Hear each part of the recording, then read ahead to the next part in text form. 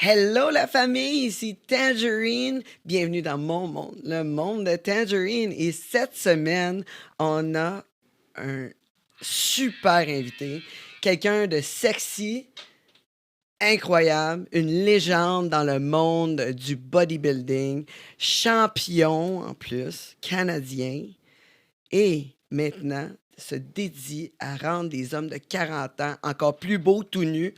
En tout cas, moi, j'aime ça, j'aime ça. Mais juste avant, je vous demande d'aimer toutes nos plateformes, partager, parlez-en aux beaux-frères, à belle-sœur, à ma tante Germaine, tout le monde, parce que tout le monde va trouver de quoi d'intéressant au monde de Tangerine. Larry Vinette, bonjour. Bonjour, Tange. Ça va bien? Ça va très bien, merci, toi. Hey, je suis tellement contente de t'avoir. T'es toujours aussi beau. Merci. Je peux pas croire comment tu peux te tenir aussi beau. C'est quoi ta recette? J'ai choisi les bons parents, je pense. Mon père a 89, puis il a l'air d'avoir à peu près 60. Là. Fait que, tu sais, il y a une partie génétique, mais il y a une partie aussi de prendre soin de soi, puis de considérer la vie comme un cadeau, puis d'en prendre soin. Puis, il y a des petits trucs, puis des petits hacks qu'on utilise pour rester jeune. Puis, c'est ça, je montre aux autres comment faire exactement comme que je fais. Puis, à date, ça va bien. C'est comme un pot de olive volé, tu te trempes dedans. À peu près C'est ça, genre- ouais. Je suis tombé dedans quand j'étais jeune. c'est La ça. piscine de olive volé. Non, mais vraiment, tu penses que ta famille peut faire une grosse différence sur qu'est-ce que tu as de l'air? La famille? Oui, comme Oui. ton père, ta génétique. Ben oui. Vraiment. You inherit, tu as Ouais. les gènes de tes parents. Fait que si tes parents avaient une bonne génétique à la base, ça te met des chances de ton bord. Mais après ça, tu as la génétique, puis tu as aussi plus haut que ça, parce que tu as des gènes que tu peux switch on and off des fois. Fait que dépendant de tes choix de vie, tu peux soit turn on ou off ces gènes-là. Fait que si tu as un mauvais style de vie, OK, mais tu passes tes mauvaises habitudes à tes enfants plus tard. Fait que, tu sais, quand le monde mange n'importe quoi puis dit j'ai juste une vie à vivre, puis tu sais, c'est mon corps, je peux faire ce que je veux, Ouais. ben pense-y deux fois parce que si t'es pour te reproduire, ben tes choix de vie de merde en ce moment vont être transmis à ta progéniture plus tard.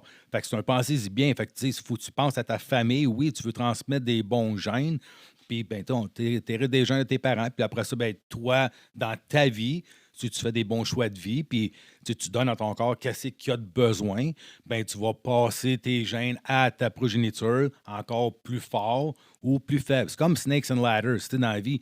Si tu fais des bonnes affaires dans la vie, tu sais, tu te rends plus optimum, tu montes. Si tu as une vie de merde, ben, tu régresses. Fait que tu dis, bon, ben, j'aimerais passer mes gènes à ma progéniture plus fort que qu'est-ce que moi j'ai eu, et, tu sais, le plus possible, parce que, Chris, c'est leur héritage que tu leur donnes, tu sais. Fait que tu aussi bien leur donner une santé en plus de juste leur donner une coupe de pièces à la fin quand t'es plus là, tu sais.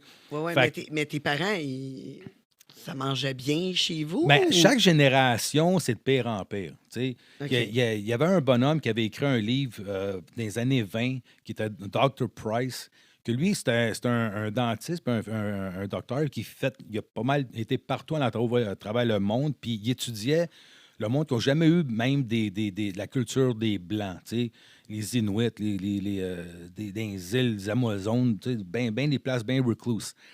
Puis il étudiait leur santé. Puis il voyait que, bon, ben, quand tu es en bonne santé, tu as une super belle dentition. Tu sais, tes traits faciaux sont comme plus égaux. Ils n'ont même pas de mots dans leur langage pour le cancer, puis ci, puis ça. Tu sais, ça n'existe pas dans leur culture. Puis après une génération seulement d'avoir adopté des manières des Blancs, donc sucre blanc, lait blanc, farine blanche, faire là, les process, ça prenait une génération avec les dents commençaient tout croche, puis qui commencent à développer des problèmes de santé. Fait que là, chaque génération qui mange de plus en plus mal ont des problèmes de santé de plus en plus pires. Fait qu'un Inuit, dans le temps, qui mangeait juste du gras de baleine, fait que c'est super gras, mais c'est juste de la protéine. Il n'y avait pas de fruits, de légumes. Mais, il mange ce qui est en saison. Il était tout lean, là, il était tout musclé, il était tout fort parce qu'il travaillait fort. Mais après ça, quand ils ont commencé à utiliser les méthodes des Blancs, tu sais, la farine blanche, ils sont tous venus avec des problèmes de santé. Puis là, après ça, parce qu'ils ont tombé dans l'alcoolisme parce que tu sais, veux pas ta santé va pas bien, ta vie va pas bien, ben Chris, t'essaies d'une manière ou d'une autre d'essayer de remonter ta vie. Puis il y a du monde qui décide, l'alcool, ça m'aide à pas penser trop à comment je me sens comme pas bien.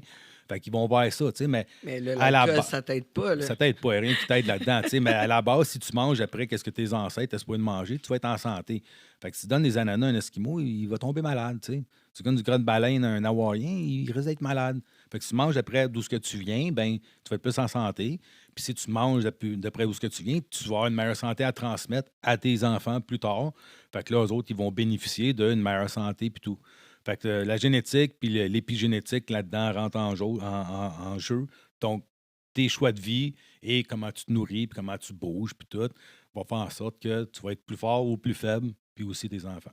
Mais c'est là que ça vient, la passion pour le bodybuilding et la nutrition Moi, de ta écoute, famille? non, ben oui. Oui. La première fois, j'ai eu un entraînement, était avec mon père. J'avais 12 ans.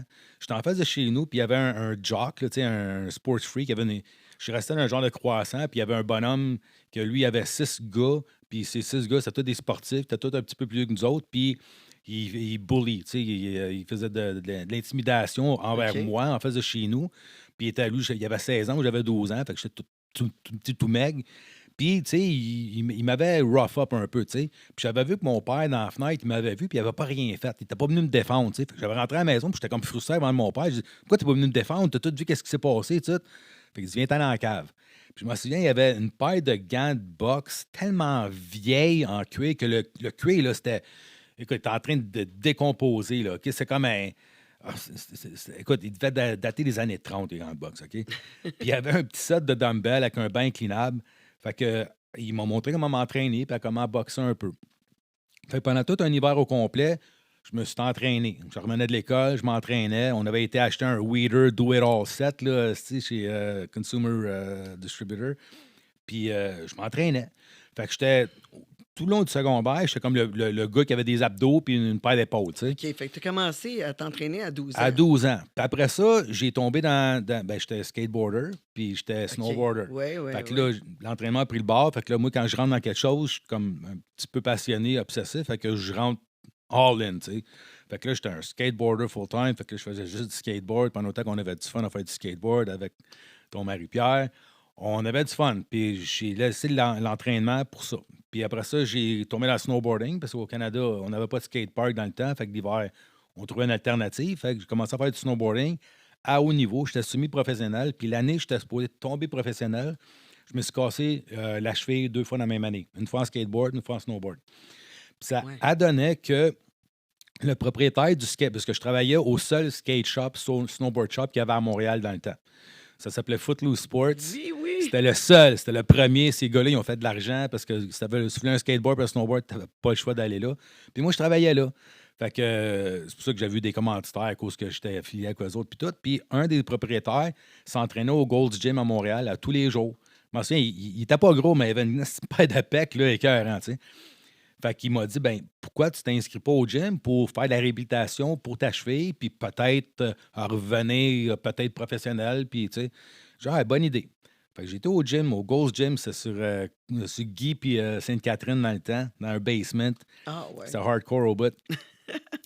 Puis je commençais à m'entraîner pour, tu sais, renforcer ma cheville. Fait que je faisais des mollets, puis tout. Puis, bon, je voulais une paire de pecs comme Arnold, tu sais. Fait que je faisais un petit peu de tout. Puis ça a donné que j'ai comme pogné à piqûre parce que j'ai progressé quand même assez vite. Probablement parce que j'avais commencé à m'entraîner à 12 ans. J'avais comme une petite base d'un jeu, fait que ça m'a fait comme accélérer peut-être un petit peu plus vite. Puis le monde dans le gym, il me posait des questions. Hey, t'as-tu de m'écrire sur un morceau de papier?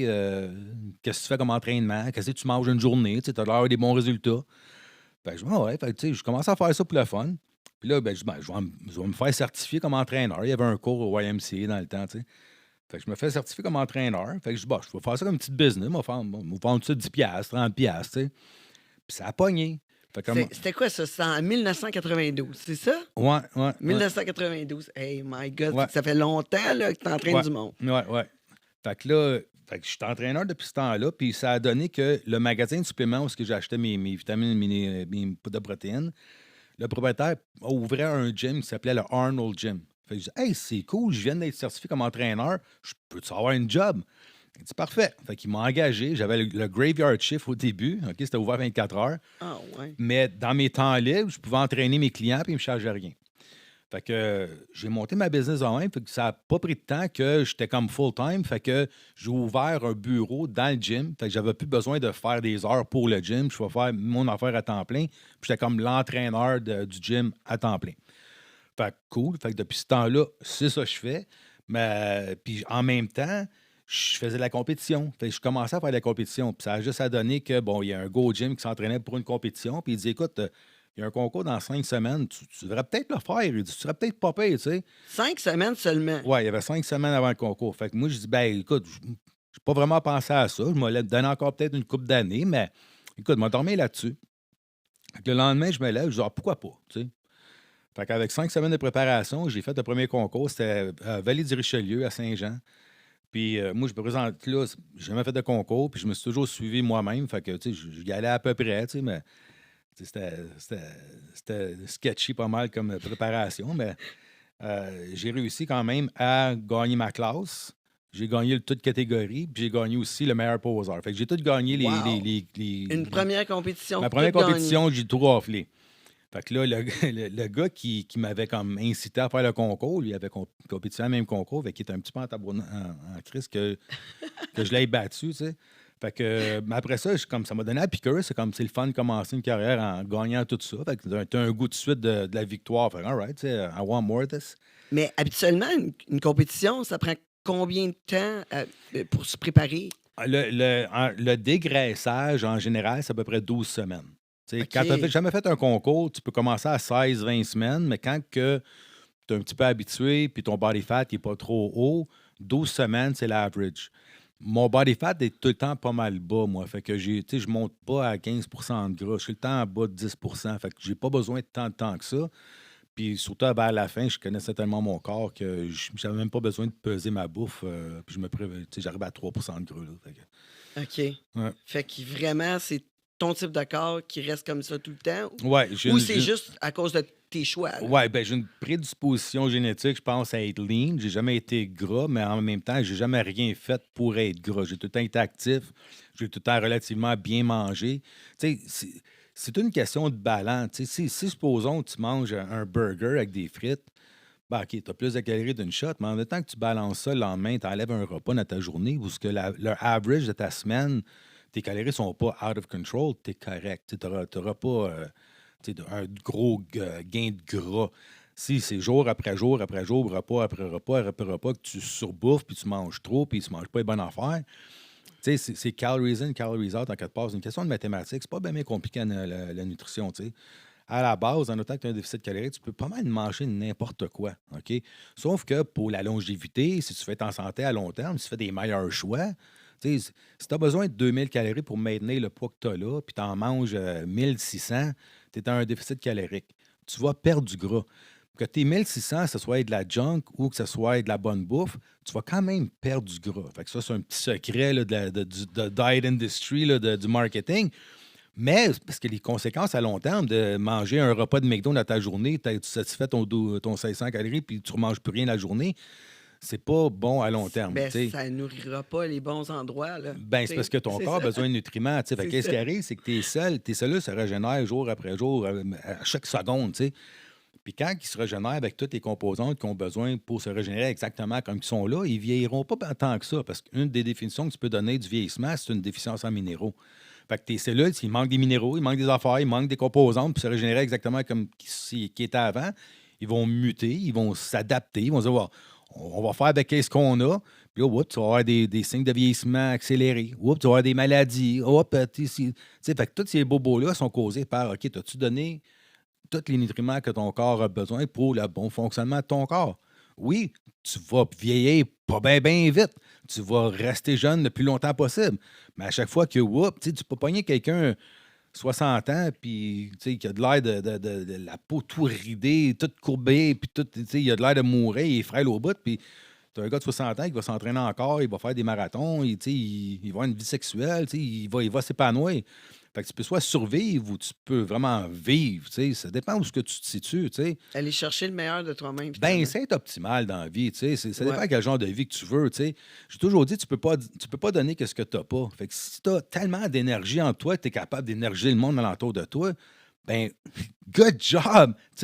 Sinon, si tu as une déficience en énergie toi-même, tu as un déficit énergique, ben, tu vas socker l'énergie des autres alentours de toi. Puis à la limite, tu vas être un asti de fardeau sur tout le monde alentour de toi. Tu vas être la personne qui va se plaindre tout le temps, la personne qui est plate. Ah, Tu sais, puis on n'aime pas ça. on n'aime pas ça. Écoute, il y a du monde qui vont rentrer dans une pièce puis ils vont avoir un je ne sais quoi, un aura, appelle ça comme tu veux, mais quand tu as tellement Ah, d'énergie, si je connais ça, je suis ben ouais, c'est irrésistible. ça, t'es irrésistible, t'es attirant, on est attiré vers toi, on veut t'écouter, c'est hot que c'est à dire, tu as quelque chose à apporter. Il y a du monde, c'est give and take, il y a du monde qui vont Ouais. juste prendre, il y a du monde qui vont donner, il y a une question d'équilibre là-dedans, mais si tu fais rien que prendre parce que tu n'es tellement pas bien avec toi-même, ça découle, hein? Tu t'aimes pas par rapport à peu importe les astuces de raisons qui t'arrivent dans ta vie, là, parce que, on a toutes nos histoires, right? Puis on est tous le résultat des histoires, puis des expériences, puis du monde qu'on a rencontré dans notre vie qui fait Ben, que... toute la variété qui a fait notre vie, qui Ben était ouais, up and down, puis qui font c'est ça. qui font de nous Nous. aujourd'hui. C'est ça, c'est C'est ça.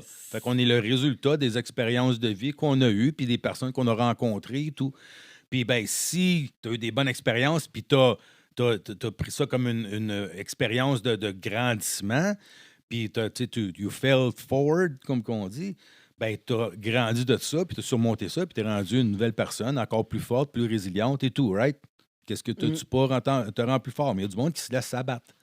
Quand tu te laisses t'abattre trop souvent, puis là, ben là, tu tombes dans des mauvais patterns de soit tu veux oublier ta vie, fait que là, tu vas tomber dans la drogue ou d'alcoolisme, tu vas avoir des addictions, ou tu vas t'aller dans la malbouffe parce que je m'aime pas, puis il y a du monde, ça va bien plus cru que ça. Là. Il y a bien du monde qui ont des problèmes de morbidité horrible, là, qu'on appelle.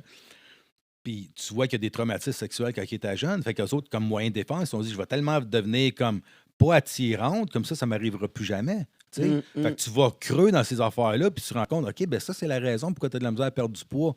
Tu as des affaires que tu n'as pas encore dealé avec dans ton passé. Fait que deal avec ça, puis quand tu prends conscience de ce qui s'est passé dans ta vie, puis là, tu deals avec, tu l'acceptes, tu pardonnes, whatever le processus que tu utilises, ben là, oups, soudainement, tu as des résultats, regardons ça. Mais en entraînant du monde, t'étais capable de voir ça, de tu vois dans tes clients, tu te dis, ben là, il y a de quoi en arrière de ça, je voudrais Ouais. peut-être aller C'est demander plus loin. c'est demander les bonnes questions tout le temps, tu sais.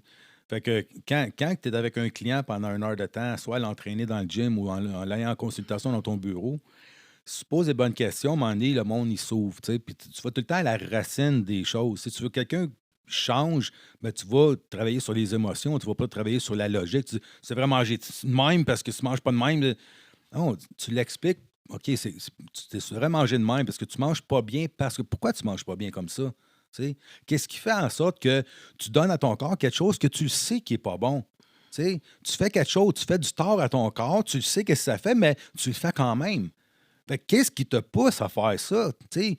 Fait que là, à un moment donné, ils s'ouvrent, ils se mettent à brailler, puis ils disent: Ah, il m'est arrivé ci, il m'est arrivé ça. Puis une fois qu'ils ont dealé avec ça, bien là, ils peuvent bien mieux avoir des résultats, puis dealer avec ça, puis rechercher l'aide qu'ils ont besoin. Fait que là, je lui dis: ben, tu devrais peut-être aller consulter un spécialiste là-dedans, il va t'aider à passer au travers. Tu sais. Fait que là, la personne, ça l'entreprend tout ce qu'il faut qu'elle fasse pour avoir des résultats. C'est savoir aussi référer aux bonnes personnes. Fait que, tu identifies le problème, puis après ça, ben, OK, ben moi, je suis pas un psychologue, je ne commencerai pas à changer ta vie, là, puis je ne ferai pas le faire non plus. Là. Mais je peux pardon, référer, dire tu devrais aller voir ce type de personne-là, puis ça va t'aider à acheminer, puis on va travailler ensemble, en équipe, on va faire du networking pour te donner les résultats, pour que tu t'aimes. La question, c'est t'aimer. Tu ne peux pas donner ce que tu n'as pas. Si tu ne t'aimes pas toi-même, tu ne peux pas aider quelqu'un d'autre à sa pleine valeur. OK? Mm. Si tu runs juste à 20 là, faut que tu réalises que tu te présentes à ta famille juste à 20 Tu sais? Ouais. Non, Tu c'est ne devrais pas faire ça. Tu sais. faut Fait pas. que quand tu te mets premier, OK? Tu te mets une priorité, c'est important. Parce que, pareil comme quand un avion tombe puis le masque à oxygène tombe, il dit, mets-les à toi en premier avant de donner à tes enfants. Oui. Faut que tu t'occupes de toi en premier. Comme ça, si toi, tu as tellement d'énergie, tu es capable d'énergier tes enfants puis tout, ben c'est ça que ça devrait faire. Tu devrais donner l'énergie à tes enfants et non le contraire. Fait que tu peux pas donner qu'est-ce que tu n'as pas. C'est comme si j'ai 10 000 en banque puis tu as besoin de 10 000 puis je te donne 10 000 moi, je suis rendu à zéro. Surtout que le loyer rentre, là, je suis dans la marde. OK? Fait que là, je suis dans un déficit. Puis si je suis dans un déficit assez énorme, je vais commencer à quêter de l'argent au monde, à emprunter aux autres. C'est pas le fun, tu sais, que t'as des amis qui hey, tu peux-tu me dire, je t'en marde, là, tu sais. Ça ne tente pas d'être dans cette situation-là. Tu vas être plus dans la situation que j'ai 1 million en banque, tu as besoin de 10 000, je te donne 10 000, ça me fait même pas un trou, un pli dans. Tu sais, je suis capable de t'aider, puis ça me fera rien, ça va me faire plaisir. Tu veux être dans cette situation-là dans la vie. Fait que tu veux te présenter à ta famille à 100 c'est ça, ouais. Tu te donnes à 100 puis tu montres l'exemple. Si tu as de l'air, tu prends pas soin de toi, tu es overweight, tu n'es pas en shape, tu fais rien pour t'aider. Puis après ça, comment tu vas dire à tes enfants, hey, fais pas ci, fais pas ça, fais pas ça? Quand tes enfants, ils voient que toi, tu fais pas bien plus qu'il faut pour te prendre en main. Fait que tu vas dire, fuck c'est you, important, dad, c'est important. Mais surtout en étant entraîneur, là, toi, tu n'avais pas le choix d'être sur la coche. Là. Les compétitions, tu en as fait vraiment beaucoup. Cette première compétition-là, tu l'as gagné. Puis après ça, tu as continué à gagner plusieurs autres compétitions. Ouais, j'avais fait une coupe d'années A, j'avais fait Monsieur Montréal, je suis arrivé deuxième. J'avais fait Monsieur Québec, tu arrivé deuxième. J'ai comme, OK. Ouais, cool. Comment ça te fait sentir quand tu arrives deuxième? C'est comme... Ben, j'étais tout le temps bien content quand que je méritais d'arriver deuxième, tu sais. Fait que t'es dur sur toi-même. Là. Tu la regardes ta shape, tu te dis, voilà, ça, c'est pas bon. C'est tout le temps un learning experience. OK, je suis arrivé deuxième. All right, cool. Pourquoi? Back to the drawing board. On va retourner voir le plan il est à reviser. On sait quoi pas faire maintenant. Fait qu'on a avancé de ça. Fait que la prochaine fois, on essaie de faire mieux. Tu sais, il y a une compétition, là, je suis arrivé dernier. Je ne méritais pas d'arriver dernier, là, mais c'était aux États-Unis, sur le North American en 2010. Okay. Puis, il classe jusqu'à la 15e place. Puis après ça, toutes les restes, c'est à 16e place. Puis, je suis arrivé 16e place. Puis, j'ai été content que ça m'arrive. Parce que je sais c'est quoi arriver dernier à un concours. Comme ça, quand moi, j'avais un de mes athlètes sur stage, puis il était mauvais perdant, parce que j'ai les mauvais perdants, je les haïs. Fait que quand il n'était pas content avec leur placement, puis il commençait à chialer, je lui disais, hey, sors-toi de ça comme motivation pour le prochain concours, OK? Que tu chiales, que tu cries, que tu veuilles bûcher quelqu'un. Le résultat est le même. Le résultat est le même, ça ne changera pas. Fait que bite the bullet, OK? Va-t'en chez vous, calme-toi, tu iras crier dans la douche comme un malade, là, si tu veux, mais, tu sais, sois pas mauvais perdant, monte-les pas, OK? Sois un homme, sois fucking fier de dire, ben, gars, c'est ça qui m'est arrivé, ben, OK, ben, what do I gotta do là pour améliorer la situation? That's it. Fait que là, tu sais, je compatise, puis je dis, gars, je sais c'est quoi. Je sais quoi arriver dernier. Dead last. Mais y a-tu de la politique là-dedans, là? Il y en a, oui. Tu sais, veux pas, là. Tu sais, c'est un sport de jugement, OK? Fait que c'est pas une course où il y a une ligne d'arrivée, puis tu vois exactement qui est arrivé le nez le premier, tu sais. Fait que c'est subjectif. Supposons que tu as 2 filles sur stage, OK? Tu en as une brunette, une blondette, puis la majorité des 5 juges, eux autres, il y a une préférence naturelle pour les blondes. Qui vont choisir? Tu as 2 personnes, c'est un petit monde, hein? C'est une petite communauté, le bodybuilding. Fait que t'as une fille ou un gars sur le stage, toi, t'es juge, mais tu le connais, ce gars-là, il s'entraîne à ton gym. Ou ça fait 5 fois qu'il se présente. Ouais, tu sais, puis c'est un bon gars, puis tu l'aimes, puis l'autre, il a de l'air d'un fendant, puis qui tu vas le donner? Tu sais, nature humaine va peut-être avoir une petite tendance. Fait que à deux shapes égales, là, OK? Deux shapes égales, l'un, tu le connais, l'autre, tu le connais pas, ben tu vas le donner au gars que tu connais. Ouais, fait qu'il va y avoir un petit peu de favoritisme, veux pas. Ouais, moi, je me disais, tu sais, aussi, ceux qui font plus de revues, etc., qui sont plus vus, ils ont plus de following. Mettons, avec les réseaux sociaux maintenant, avec... il y a pas... Si t'es plus marketable, t'as plus de chances, oui. Puis si t'es déjà connu, ben oui, t'as déjà une longueur d'avance sur les autres. Tu sais, moi, je viens du temps où si t'étais pas dans les magazines puis tu gagnais pas des concours, personne ne te connaissait. À cette heure, avec les réseaux sociaux, t'as bien posté sur Instagram, mais t'es rendu Insta famous puis t'es une sommité. puis t'as fait fuck all, tu sais, à pas pris des photos, tu sais.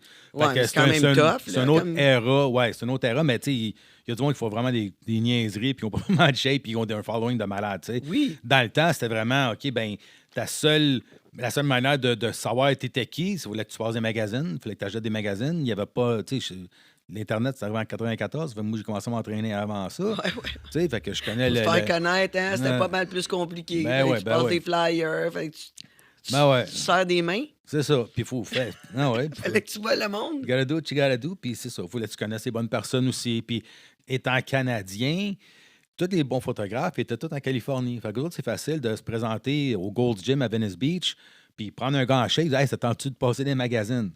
Tu sais?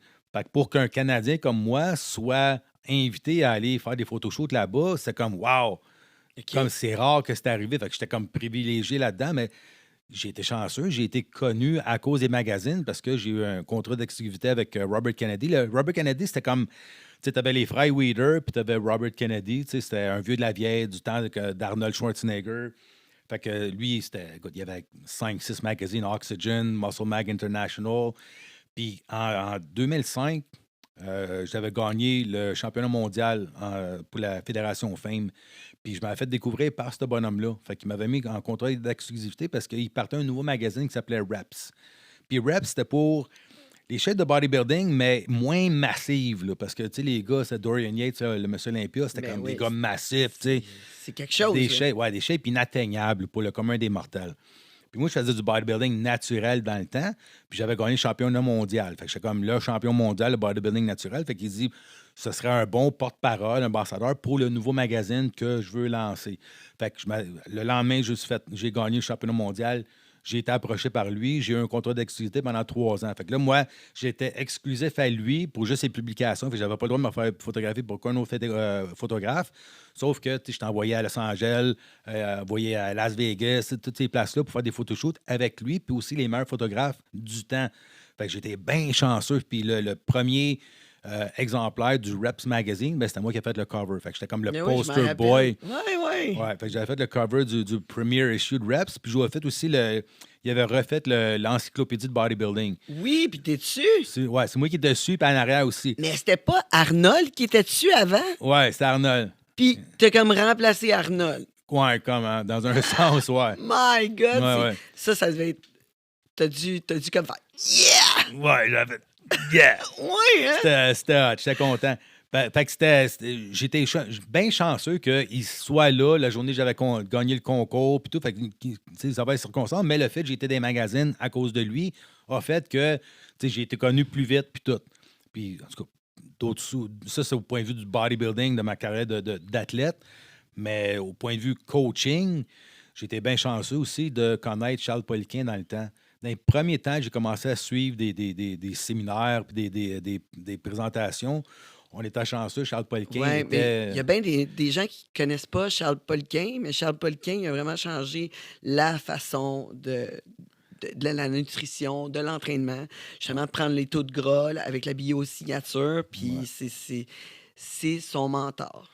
Ça a été mon premier mentor. J'ai été bien chanceux qu'il a commencé à donner des cours ici à Montréal. Puis j'ai assisté à ses premiers séminaires. Puis j'ai tout fait ses cours après. Puis on est devenus des gros chums.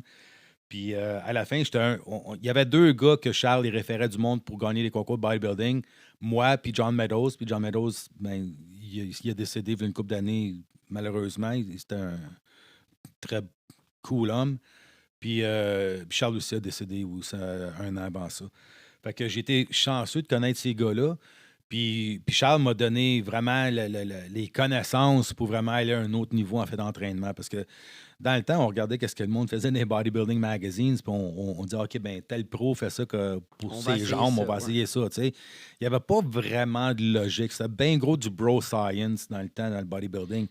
Puis Charles, il a vraiment amené de l'intelligence dans l'entraînement. Lui, il était comme des années-lumière avant tout le monde. Oui, bien, il entraînait des athlètes olympiques. Il y avait la réputation que si un pays voulait une médaille aux Olympiques, il engageait ce gars-là. Fait que, il y a le titre de le most successful strength coach in history. Puis il l'est. C'est vraiment quelqu'un qui. Il regardait pas la vie à travers une paille, il regardait the whole picture. Fait qu'il, quand il entraînait un athlète, il checkait nutrition, récupération, entraînement. Puis ça faisait du sens, ces affaires. T'sais. Fait que moi, j'avais amené ça du côté bodybuilding. C'est pour ça qu'il m'a respecté beaucoup vers la fin. Les plus grosses accolades que j'ai eues comme coach, c'est Charles qui me les a données. Puis j'ai vraiment été comme surpris. Là. On avait fait ces certifications. Quand tu voulais être bon comme entraîneur, tu reprenais le même cours souvent. Parce que chaque fois, il pouvait apporter un petit gem de plus, puis ça te donnait un petit edge de plus. T'sais. Puis j'avais fait une de ces certifications à Oakville, en Ontario. Puis on avait été là avec Francine Savard, qui est une très bonne coach en passant. Puis il y avait quelqu'un qui avait posé la question à Charles, qui que tu respectes dans le fitness? Puis Charles, il avait nommé Arnold Schwarzenegger, parce qu'il dit, Sylvester Stallone, ces gars-là, parce qu'il dit, quand que lui a grandi, c'était ses role models, parce que son grand frère à Charles, son role model, c'était James Bond, mais il fumait des cigarettes puis il buvait des martinis. Fait que c'était pas la même affaire, tu sais. Non. Fait que, tu sais, Arnold a amené comme le fitness plus populaire, puis tout le monde a commencé à s'entraîner un peu à cause d'Arnold, puis tout. Puis il a nommé Paul Check, parce qu'à cause de Paul Check, il y a comme un ballon suisse à quasiment tous les gyms, même qu'il y avait une grosse rivalité entre les deux, mais il se donnait quand même crédit. Puis il pointe moi, puis il dit, puis Larry. Puis je pensais qu'il y avait un autre Larry dans la pièce. J'ai comme, Encore avec Arnold. Tu ouais, vois, ouais. t'es comme. Fait que, ouais. Faut juste Mais, que tu te présentes en politique. ouais, je pense pas.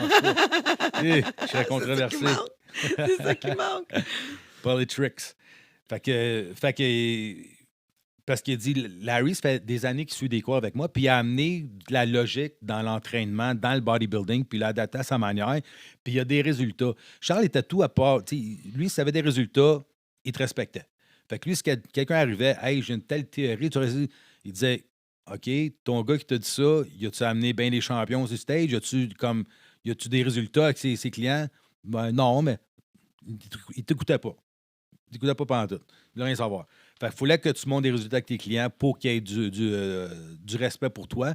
Puis pendant des années, je savais pas comment Charles me saisissait. Moi, je me souviens d'un séminaire que j'avais suivi avec Charles, puis dans le question and answer period, tout le monde a levé sa main, puis je pense qu'il a répondu aux questions de tout le monde, sauf la mienne.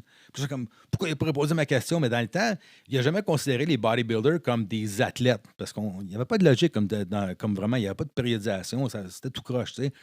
Fait que moi, je me suis dit, il doit penser que je suis juste un site bodybuilder, peut-être. Parce que Charles, quand il donnait des séminaires, il disait tout le temps, quand c'est la pause, c'est ma pause à moi aussi. Donc, posez-moi pas de questions. Ben, moi, étant le cave puis le passionné que j'étais, ben, quand il y avait la pause, j'étais le premier à son bureau qui posait un paquet de questions. Puis là, ben, il répondait à une. Puis il dit, tu veux-tu m'excuser? Puis il s'en allait puis il revenait pas, tu sais. Fait que j'ai toujours pensé, il trouve que je suis un cage, il trouve que je suis un muscle head, puis tout, tu sais. Jusqu'à temps qu'à ce cours-là, ce cours de certification-là, qu'ils me disent qu'ils me respectaient d'une certaine manière parce que je donnais des résultats. Puis un autre shot aussi, où il avait donné un séminaire privé au gym à Yannick Morin. Très bon athlète, bodybuilder aussi. C'est un genre de vraiment un séminaire hardcore privé. Là, tu sais. Fait que je me présente là, puis je venais de gagner mon championnat mondial en 2005. Puis j'avais aussi gagné cette année-là entraîneur de l'année pour avoir amené plus d'athlètes en compétition qui ont gagné des concours. Fait que je rentre là, puis où il y avait la machine à café, je m'en vais voir Charles, puis il dit Hey, les choses vont bien pour toi hein, ces temps-ci. Je dis Ben, oui, j'ai gagné un championnat mondial, j'ai gagné entraîneur de l'année. Il dit Je suis même pas au courant de ça. Je dis comme ben, pourquoi tu me dis ça de base, c'est pas ça, tu sais, c'est assez major, tu sais. Ils ont, c'est le seul entraîneur que j'entends parler en dehors du Québec que ces athlètes ont des bons résultats. Fait que je suis comme, aïe, on parle de moi en dehors de ma province, c'est la première fois, tu sais. Fait que les deux plus gros comme, Wow. tu sais, flattage dans le bon sens du poil étaient donnés par Charles, qui était mon mentor. Fait que c'est comme, wow, c'est débile. Puis avant sa mort, il avait fait un article où il listait les meilleurs coachs d'après lui sur la planète.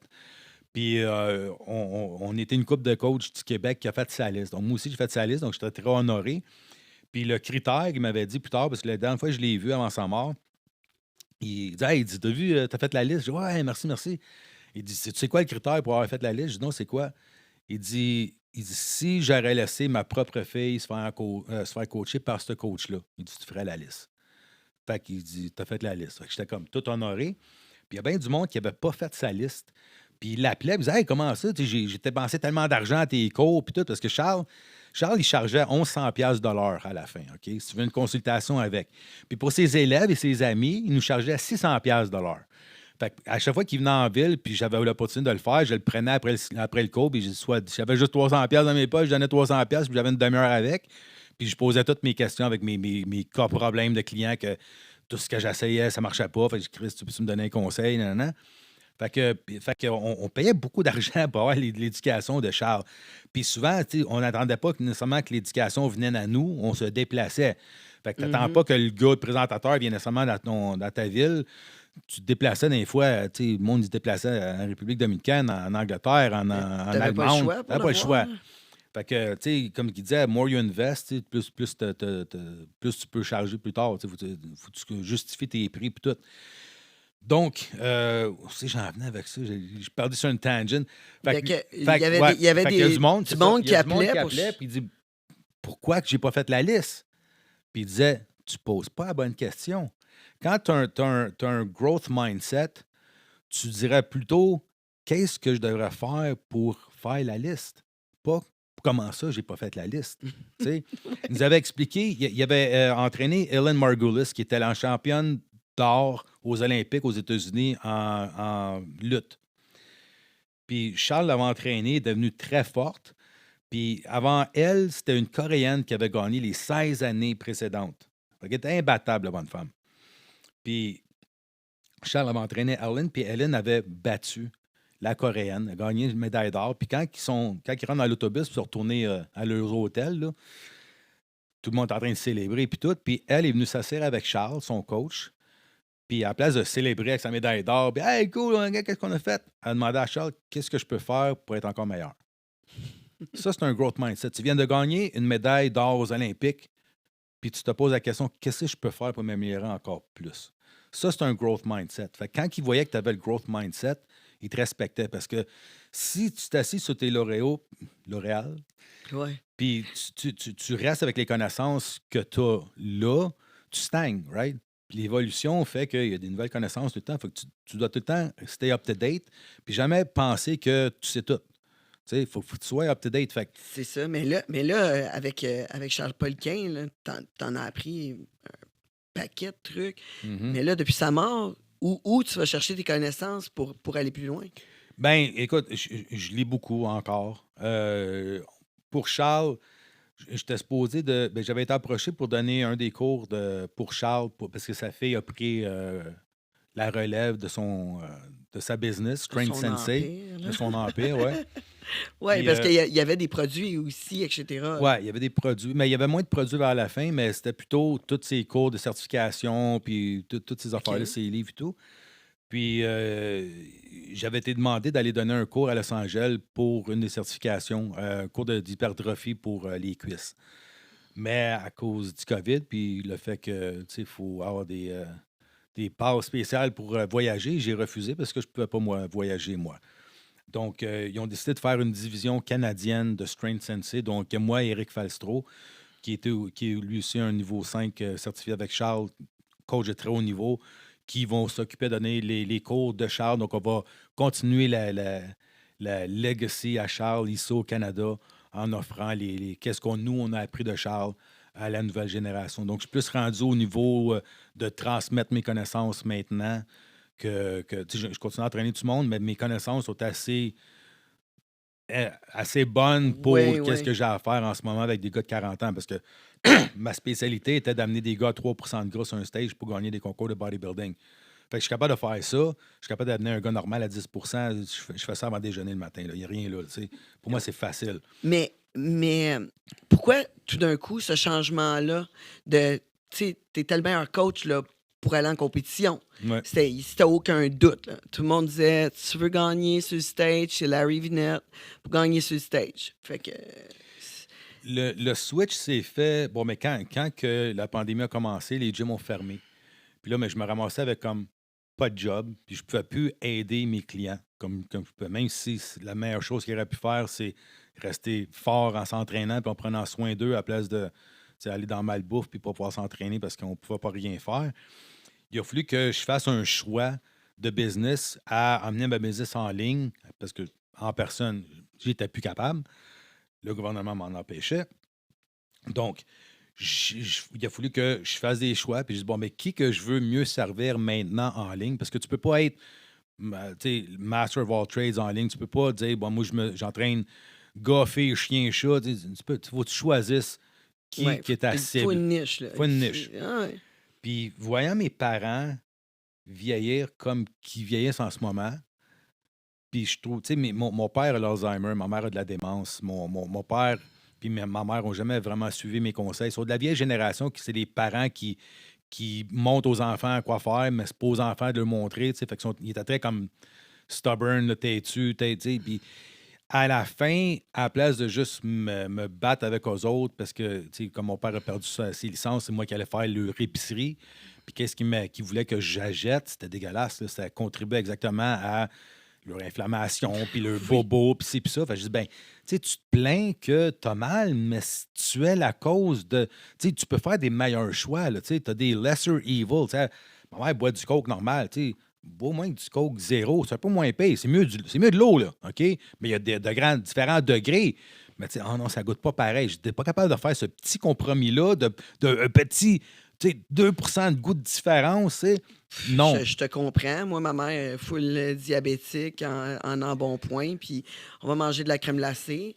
Mais ouais. Puis elle pourrait prendre tu sais, un Smart, là, 10 Ouais. calories, là, tu sais, avec des fruits dedans. Ouais. Mais elle me dit non, non, ça goûte pas pareil ou ça coûte trop cher. Je dis, c'est moi qui te l'ai payé, maman. Tu sais, je comprends Ah, pas. toutes les excuses sont bonnes, hein? Oui, mais j'ai dit, tu comprends que quand tu manges ça, pour moi, c'est comme si tu étais en train de te suicider là, Mm. devant moi. À Là. petit feu, ouais. Oui, exactement. Ouais. J'ai dit, tu le sais que c'est pas bon pour toi, mais pourquoi? Ouais.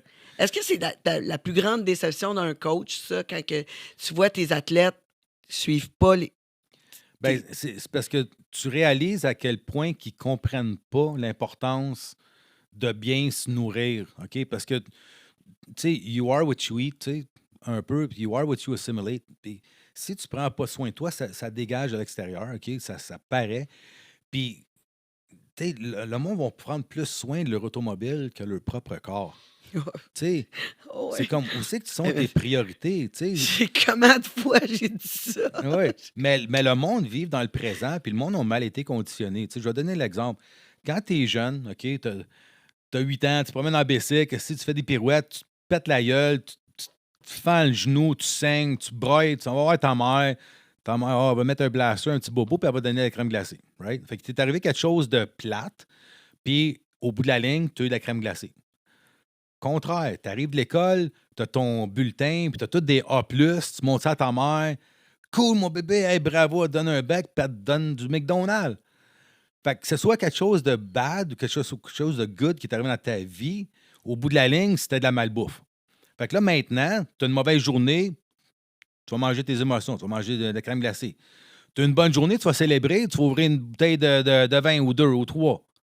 Tu sais, fait que le reward est rendu de la bouffe. Tu sais, sais-tu qui se récompense aussi avec de la bouffe? Mon chien. On n'est pas des chiens, OK? Récompense-toi dans quelque chose d'autre dans la vie, OK? Il y a d'autres choses, tu sais, puis il y a des meilleurs choix. Fait que si t'es pour, tu sais, essayer d'avoir un petit goût sucré, t'es-tu vraiment obligé d'aller comme all out, full sucre de table, miel? Ouais, non, non. Tu as des meilleurs choix, OK? Puis encore là, c'est une question d'essayer de se contrôler, tu sais, mangeant pas trop, mangeant de temps en temps. Tu sais, moi, quand j'étais jeune, là, on allait chez McDonald's là, rarement. Puis quand j'y allais, là, c'était comme un party. C'est comme Waouh, on va chez McDonald's. Tu l'appréciais bien plus. Tu sais, si ta mère elle te donne des cadeaux à toutes les crises de jour, es-tu content d'avoir un cadeau à Noël? Non, tu sais. Fait que ça devrait être quelque chose qui est de temps en temps, tu sais, pas vraiment souvent. Puis comme ça, tu l'apprécies bien plus. Si c'est tout le temps, tu sais, n'importe quelle exposition répétée à un stimulus développe une résistance. Fait qu'après ça, tu deviens résistant à ça, puis ça te dérange plus. Là, c'est comme, non, un cadeau, merci, man. Tu sais, tu l'apprécies plus. C'est une question d'apprécier. Fait que mange d'après qu'est-ce que tu es supposé de manger. C'est pas simple. Tes gènes n'ont pas évolué plus que 0,1 des derniers 40 000 ans. Là. Fait que tu as le même estomac qu'un homme des cavernes. Ce soir, tu as le droit de manger ça. Pose-toi la question, est-ce qu'un homme des cavernes avait accès à cette bouffe-là? Oui. Good. Mange-les. L'agriculture a juste commencé il y a 10 000 ans. Avant ça, on était nomades. On suivait les troupeaux de bisons. Si on voulait manger, puis on restait tout le temps proche des cours d'eau. Comme ça, si la chasse n'était pas bonne, on avait de la pêche. Fait que des oméga-3, là, tes ancêtres étaient supposés en manger comme. Ils étaient habitués d'en manger 200-400 grammes par jour. C'est beau si quelqu'un a 2 grammes d'oméga-3 par jour. Fait qu'on a des débalancements d'oméga-6, oméga-3. Oméga-3, c'est anti-inflammatoire. Oméga-6, c'est inflammatoire. Tu as 20 oméga-6 sur un oméga-3, des fois 50 oméga-6 sur un oméga-3. Fait que tu es débalancé, c'est une des causes pour que le monde soit malade. Tu sais, Mm. oméga-3, tu les augmentes, soudainement, whoop, tu es moins dépressif. Ah ouais. Que non, ça, combien de monde qui sont en Mais dépression? oui, hey, moi, là, à mon des tatouages, là, les gens, il faut qu'ils me remplissent leurs médicaments. Mhm. Puis je peux te dire, là, 90% de mes clients prennent un anti-angoisse quelconque. Ah, C'est incroyable. Pourtant, ouais. on peut juste régler ça avec des oméga-3 et de l'exercice physique, là. Ouais, C'est... bouge, mange Oui, mieux, puis donne à ton corps ce qui est supposé. Tu sais, si tes ancêtres, comme tantôt, étaient habitués d'avoir 200-400 grammes d'oméga-3 par semaine, ben tu devrais manger à peu près ça, toi aussi. Tu sais, tu es supposé de manger à peu près un oméga-3 par pourcentage de gras que t'as. OK. Puis ça, c'est comme normal. Fais ça. Des oméga-3 kickstart les gènes qui t'aident à brûler tes graisses, puis aident à inhiber les gènes qui t'aident à accumuler des graisses. Parfait. C'est un des rares suppléments que tout le monde va bénéficier. Tu sais, Mhm. tu vas sur PubMed. PubMed, c'est tout ce qui a été publié médicalement. OK? Tu vas avoir, c'est comme la grosse bibliothèque, le Wikipédia de tout ce qui est médical. Rentre oméga-3, puis n'importe quelle maladie bizarre, là, OK? Puis tu vas trouver une recherche qui montre comment que les oméga-3 peuvent aider ce Peuvent cas-là. aider, ouais. C'est fou. Fait que, Ça a donne- dû aider avec le COVID aussi. oui. Si tout le monde aurait des oméga-3, des vitamines, un niveau de vitamine D, puis un niveau de zinc adéquat, COVID, c'est un pet, là. Mais qu'est-ce que tu as pensé là, de ça, la pandémie, de la façon qu'ils ont amené comment qu'ils ont fait leur campagne pour nous garder safe? Comment tu aurais fait ça, toi? Écoute, il y avait vraiment comme offert, c'était quoi, des frites ou quelque chose de même quand allait faire donner un vaccin, là, il offrait quoi, à un moment Je pense donné, que là? c'était des hot dogs. Ça Des se hot peut-tu? Je dogs. pense qu'il y a des hot dogs. Mais aux Écoute, États-Unis, ils ont fait pire, là. Ils ont donné des bangs, là. des bangs. Ouais. Tu sais, tout pour affaiblir un peuple, right? Moi, j'ai été abasourdi que le monde embarque là-dedans. J'en revenais pas que, tu sais, ils gardent les SAQ et SQDC ouvertes, mais ils ferment tout ce qui peut t'aider à rester fort et résilient. Écoute, de nous avoir empêchés de travailler et aider nos clients, là. Tu sais, quand que tu pouvais aller chez Walmart, puis tu sais, chez Costco, voyons, tu sais, c'est quoi le rapport, là? Quand je les voyais fermer certaines allées ou chez Rona, il y avait des années que c'était ça safe, il y avait des allées qui n'étaient pas safe. C'est comme, c'est ridicule, c'est rire de nous autres. Mais restaurant, t'es debout, t'as le droit, faut que tu mettes ton mat, t'es assis, t'as plus de mat. Ben voyons donc. Comme s'il y a une altitude, tu sais, voyons donc. C'est un rhume, OK? C'est un mauvais rhume chez certaines personnes, mais tu sais, le monde qui sont atteints de ça ont une ou plusieurs comorbidités. Tu sais, fait que si t'es déjà pas en santé, OK, si t'es en mode survie, à la place de vivre, en mode survie, là, c'est sûr que tu vas paniquer. Tu te dis, aïe, aïe, fuck, je me suis tellement pas pris en main toutes ces années-là, fait que je suis vulnérable à ces affaires-là. Hey, moi, là, je vais le mettre mon map, là, je veux de la protection, puis, ah ouais, quelque chose de même pas expérimenté. Ah ouais, donne-moi les, ah ouais, je m'en fous, tu sais. C'est carrément ridicule. C'est vraiment pas avoir des fonctions cognitives bien élevées, excusez-moi, là. Mais, tu sais, faut pas que tu aies un sens critique de OK, ben, on va analyser la situation, je vais voir les faits, OK? Parce que moi, là, dans mon bureau, j'ai été chanceux parce que en fait, je peux quand même voir mes clients. Si je ne peux pas les entraîner dans le gymnase, mais je peux quand même, tu sais, aller en consultation. Pendant un an de temps, j'ai demandé à tous mes clients qui rentraient dans mon bureau, est-ce que tu connais quelqu'un qui est mort de la COVID? Non. Connais-tu quelqu'un qui était malade de la COVID? Pas vraiment. Ça a pris un an avant qu'un de mes clients dise oui, ma mère est décédée du COVID. Ah oui, elle était dans un CHSLD, puis elle avait 2 comorbidités. Elle avait quel âge? Elle avait 78 ans. Elle a passé son espérance de vie, ou très proche, là, OK? Je pense que les femmes, c'est 75 ans.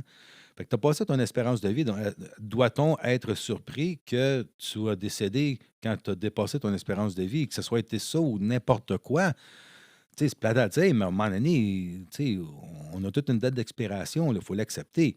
Fait que c'était ridicule de voir que c'était supposé d'être. Écoute, moi Mais c'est quoi l'avenue que tu aurais pris si tu avais été le politicien, là, qu'est-ce que tu aurais conseillé à ton peuple?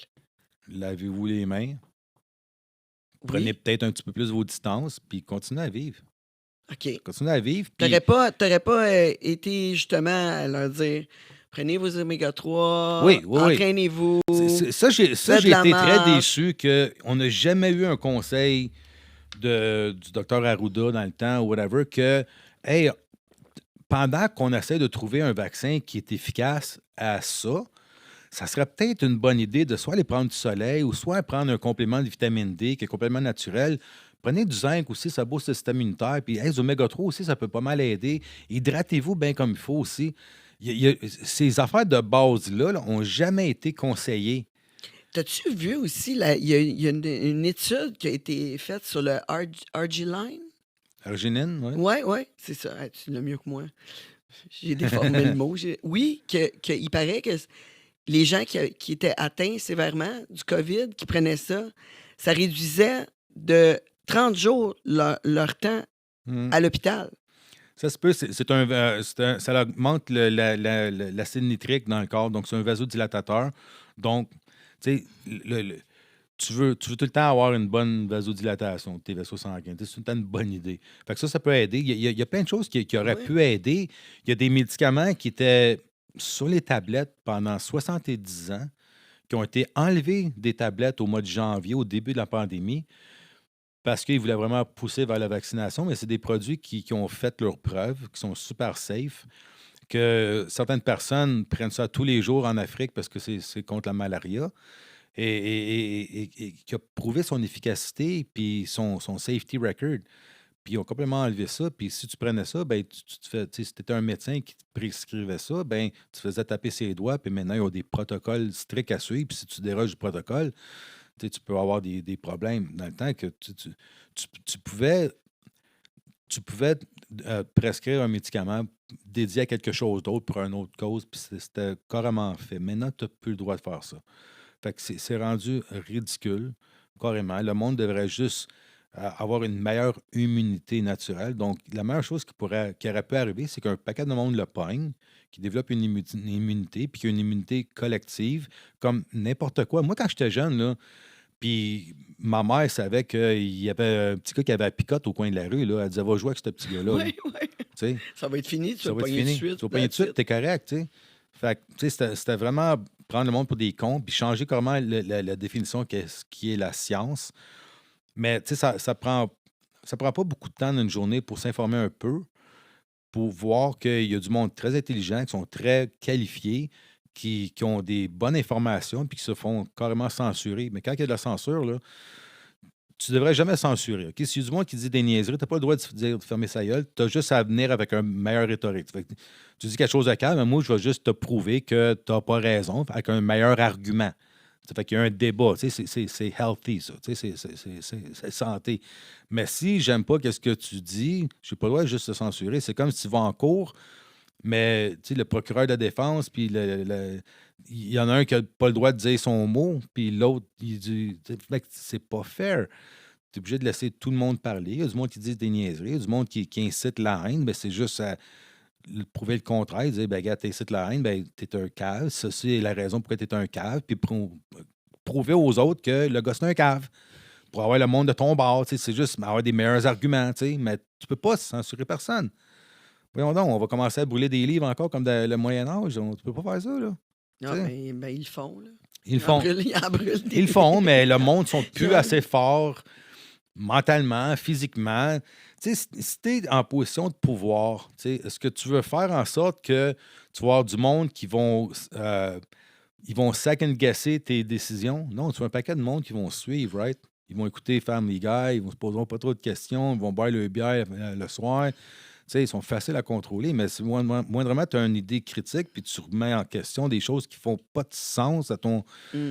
Puis tu dis non, non, t'as pas le droit de Mais rien dire. la santé a été mise de côté un peu, pas juste un peu, là, a été vraiment mis de côté, je trouve, durant la gérance de la pandémie. Ça, moi, j'ai été déçu là-dessus parce que c'était prouvé que la vitamine D, Mhm. si tout le monde en avait pris, du zinc, tout le monde en avait pris, des oméga 3, c'est sûr et certain qu'on aurait vu une différence. Puis les gyms C'est ça. devaient rester Ouais. ouverts. Moi, personnellement, j'ai été déçu que je suis quand même choyé, là. J'ai un endroit pour pouvoir me faire un gym dans ma Mhm. maison. Fait que j'ai réussi à m'en créer un Ouais. durant la pandémie. Mais ça, à la place, les gens ils ont profité de ce moment-là pour engraisser, Ouais. puis devenir sédentaire. Puis justement, on le voit là, de plus en plus. Je me demande, avec tout cet embonpoint-là, est-ce que ça va être encore pire pour engorger nos hôpitaux, tu crois? Bien sûr. Oui. Ça va se faire voir sur combien d'années? Ah, je crois que ça va être un désastre. Ça va être un. Tu sais, et- c'était déjà engorgé d'avance. Ça fait des années que c'est engorgé. Ça n'a pas été plus engorgé à cause de le COVID. Je connais plein de monde qui travaille dans les hôpitaux. Puis, tu sais, j'avais pas des oui-dire. J'avais vraiment du monde qui travaille dans les hôpitaux. Puis, ils me disaient, tu sais, on a une place COVID, mais c'est presque personne. Puis, le monde qui sont là sont des vieillards. Tu sais, c'est pas. Tu sais, c'était vraiment atroce, comment c'était une farce, comment ils ont projeté ça, puis comment c'était en réalité. Puis ça va être juste plus engorgé parce que le monde va tomber de plus en plus malade parce qu'il y a un système immunitaire encore plus de merde. Fait que ça va être le désastre. Tu sais, la santé, là, faut pas que tu mettes ça dans les mains nécessairement de quelqu'un d'autre, OK? Faut que tu fasses ta part. Faut Mm. que tu fasses ton bout de chemin pour te dire, ben gars, je vais m'arranger pour essayer de ne pas voir le médecin trop souvent. Puis quand ça va y être, c'était juste pour mes check-ups, voir si tout est correct. Tu sais. La part du monde, quand le monde me disait, ouais, quelqu'un qui est mort du COVID, il a eu le COVID, tout, je dis, ouais, il était en santé? Ouais, il était bien en santé. Comment tu le sais? Est-ce C'est que ça. lui-même le savait, il est en santé? Si tu ne vas jamais faire tes check-ups, là, puis savoir quoi demander au médecin de checker, moi, j'aimerais ça savoir c'est quoi mon HbA1c, qui est ma réflexion de ma glycémie dans les 3 derniers mois. Pas juste comment ma glycémie est ce matin à jeun. Tu sais? Fait que là, tu vas savoir, OK, ben, hey, je m'en viens proche d'être prédiabétique. On va faire attention. Tu vas le savoir d'avance. Tu sais. Fait checker ton niveau de vitamine D. Ah, ben, gars, je suis déficient en vitamine D. Ben, monte ta dose. Tu sais, tu peux vraiment arranger ta posologie de ces suppléments-là. Hein. Tu le prends, tu fais tester tes niveaux, puis après ça, tu ajustes ta posologie. Ah, il faut que je continue à en prendre en haute dose ou je peux baisser ma dose. Fait que tout le monde est différent. Tout le monde absorbe des choses différentes aussi.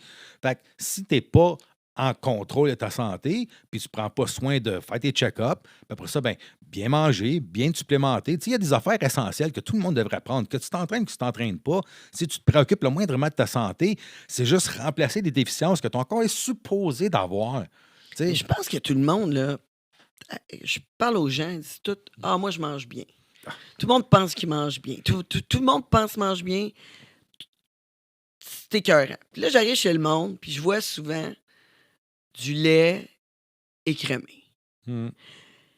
Est-ce que c'est vrai que les gens ont commencé à faire de l'embonpoint quand que les produits faibles en gras ont sorti? Ouais. C'est venu ensemble, hein? Ouais. Tu vois des directes corrélations avec ça. Tu sais. Même, il irait même plus loin que ça. Tu sais, quand on commençait à dire que le soleil, c'était pas bon, ça donnait le cancer de la peau, et ainsi de suite. Sachant que la vitamine D vient du soleil, puis le meilleur agent anticancérigène est le soleil. La manière qu'ils ont déterminé ça, c'est qu'ils se sont rendus compte que plus tu restais proche de l'équateur, moins était haut le risque de cancer. Puis la seule chose qu'on peut trouver, c'est qu'ils ont plus d'exposition au soleil parce qu'il fait plus de soleil dans ces coins-là. OK? L'hiver, tu n'es pas trop souvent au soleil dehors avec 70 de ta peau exposée au soleil. All right? Fait que la vitamine D, quand tu mets une crème solaire, tu ne l'absorbes pas. OK. All right? Fait que tu mets la crème solaire pour t'empêcher d'avoir le cancer, mais tu bloques qu'est-ce qui va t'aider pour le cancer le plus. Mais c'est comme dans n'importe quoi. Trop, c'est comme pas assez. Faut pas que tu brûles. OK? C'est comme n'importe quoi.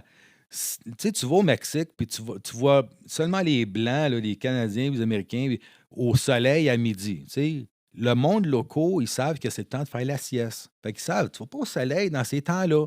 C'est capable de faire ça. Un Mexicain va dire gringo, loco, gringo. Tu sais, tu fais pas ça.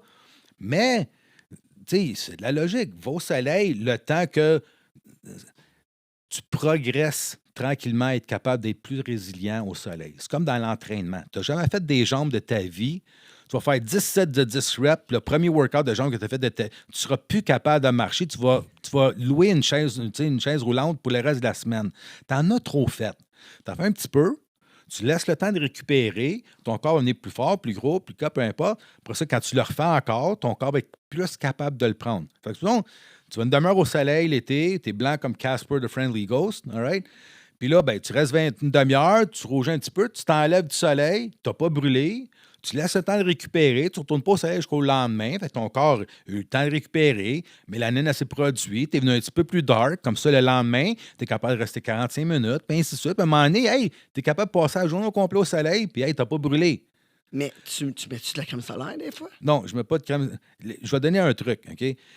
La raison pourquoi le monde a commencé à brûler, surtout dans les années 70, c'est qu'ils ont commencé surtout à. La consommation de gras végétal a commencé à augmenter. Puis ça, c'est des oméga-6. Ça l'oxyde, ça devient rancide aussitôt que c'est en contact avec l'oxygène et la chaleur. Fait que l'huile de canola, l'huile de tournesol, toutes ces choses-là, pour ça, c'est pas des légumes, là, OK? C'est des grains, des fruits, puis en tout cas, c'est pas des végétaux, right? Puis quand tu manges ça, ta peau est un organe éliminatoire et absorbeur. OK? Fait que quand tu mets de la crème solaire toxique, ton corps l'absorbe. Fait que tu as plus de risques d'avoir un cancer si tu mets de la crème solaire. Sorry. Et encore là, il ne faut pas trop souvent au soleil si tu n'es pas habitué. Laisse le temps à ton corps devenir résilient. Mais ton corps élimine ces gras-là. Fait que quand tu as une ingestion de gras qui devient rancide et qui oxydise, quand tu vas suer au soleil, ta peau, tes pores vont s'ouvrir, Fait que tu vas s'extrait de bronzer gras-là. plus. Oui, Tu vas brûler, là. mais ce gras-là que tu as ingéré va sortir par ta Ça. peau, puis va former une couche de gras trans, parce que là, il vient d'être en exposition au soleil, puis c'est ça que ça va oxyder. Tu sais, on prend des antioxydants pour se combattre des effets oxydatifs du soleil, de n'importe quoi, tu sais. Là, ton corps ce gras-là va oxyder sur ta peau, puis ça va brûler ta peau. Fait une des raisons pourquoi tu prends plus de coups de soleil maintenant est que ta nutrition est de merde. Tu cuis avec des gras qui sont pas bons ou tu branches des choses qui viennent dans une boîte. Tu checkes n'importe quoi qui vient dans une boîte, là, tu regardes l'ingrédient, tu vas sûrement avoir un gras végétal parce que c'est cheap, OK? Ça coûte pas cher. L'huile de canola vient d'une plante qui s'appelle rapeseed plant. Rape, comme dans le viol, OK? C'est pas bien attrayant comme plante. C'est une plante tellement toxique que même les bébites la bouffent même pas. Fait qu'il n'y a pas de perte, OK? Fait qu'il y a des récoltes de ça comme ça se peut pas, all right? Puis on dit ça, hey, on est capable de faire une huile. Dans le temps, avant ça, on utilisait l'huile de coconut, qui est un gras saturé. Moi, ça fait plus que 25 ans que je prône l'huile de noix de coco, puis j'ai donné des séminaires, des présentations sur l'huile de coconut plusieurs fois. Puis il y a plein de monde qui disait tu vas tuer ton monde avec des huiles de coconut, c'est un gras saturé, voyons donc, ça va donner des crises de cœur, puis tout. Mais non, c'est un gras saturé, donc c'est saturé, donc les molécules sont très stables.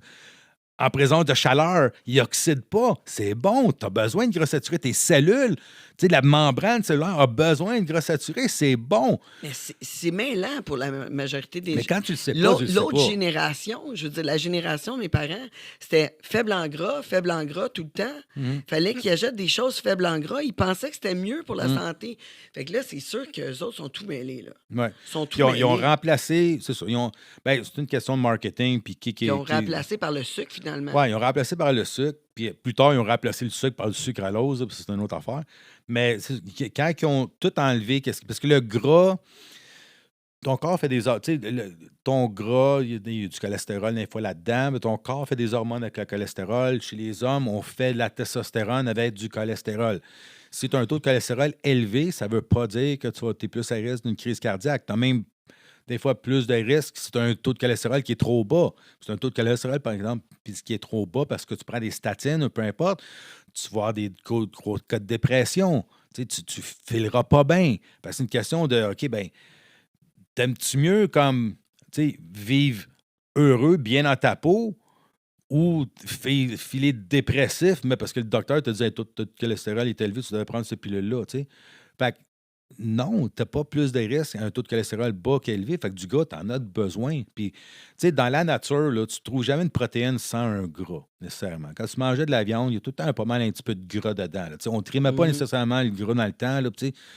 Fait que tu es supposé de manger ce que la nature te donnait. Tu sais. Fait que plus loin de ça que tu t'éloignes, OK, plus loin que ta nutrition s'éloigne de ce qui est animal, Qu'est-ce qui se plus pose faible être? ta santé. Oh, j'aimerais y revenir, mais là, on va prendre une petite pause. Cool! Oui, 1 heure, c'est ça, 1 heure. Prendre une pause. Pendant la pause, prenez le temps d'aller checker tous nos réseaux, puis vous abonner, puis en même temps, appelle la belle-sœur pour lui dire de l'écouter. On se retrouve tantôt. Le monde de Tangerine